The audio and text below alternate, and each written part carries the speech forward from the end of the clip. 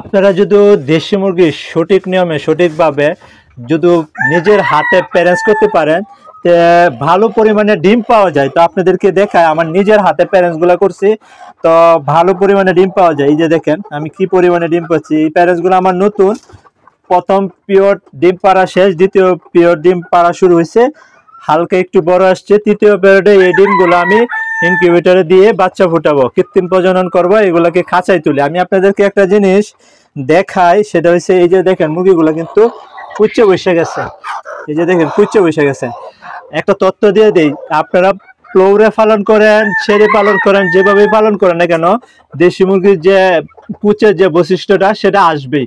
কিন্তু যদি খাঁচায় তুলে ফেলেন তাহলে তাদের কুচের ভাবটা মানে 80% চলে যায়, 20% কুচে তাকে। খাঁচায় তুলে আপনারা যদি ভিটামিন মিনারেল এগুলা খাবারের পাশাপাশি দিতে পারেন তাহলে তাদের কুচের ভাবটা চলে যায়। হয় না, হয়তো 5% কুচে হয়, তা মুরগের সাথে দিয়ে দিলে সেটা কুচের ভাবটা ভেঙে যায়। 2 থেকে 3 দিন মুরগের সাথে দিয়ে রাখবেন, বদ্ধ অবস্থায় দেখবেন তার কুচে ভেঙে গেছে।